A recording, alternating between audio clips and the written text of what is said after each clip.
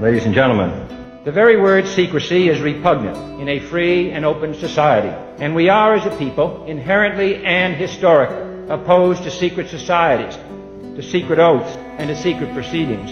And there is very grave danger that an announced need for increased security will be seized upon by those anxious to expand its meaning to the very limits of official censorship and concealment. That I do not intend to permit to the extent that it's in my control. And no official of my administration, whether his rank is high or low, civilian or military, should interpret my words here tonight as an excuse to censor the news, to stifle dissent, to cover up our mistakes, or to withhold from the press and the public the facts they deserve to know. For we are opposed around the world by a monolithic and ruthless conspiracy that relies primarily on covert means for expanding its sphere of influence, on infiltration instead of invasion, on subversion instead of elections, on intimidation instead of free choice, on guerrillas by night instead of armies by day. It is a system which has conscripted vast human and material resources into the building of a tightly knit, highly efficient machine that combines military,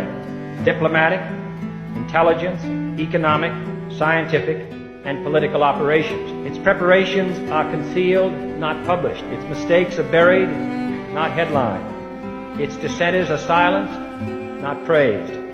I am not asking your newspapers to support an administration, but I am asking your help in the tremendous task of informing and alerting the American people. For I have complete confidence in the response and dedication of our citizens whenever they are fully informed. I not only could not stifle controversy among your readers, I welcome it. This administration intends to be candid about its errors, for as a wise man once said, an error doesn't become a mistake until you refuse to correct it. We intend to accept full responsibility for our errors, and we expect you to point them out when we miss them. Without debate, without criticism, no administration and no country can succeed, and no republic can survive. That is why the Athenian lawmaker Solon decreed it a crime for any citizen to shrink from controversy. And that is why our press was protected by the First Amendment, the only business in America specifically protected by the Constitution, not primarily to amuse and entertain, not to emphasize the trivial and the sentimental, not to simply give the public what it wants,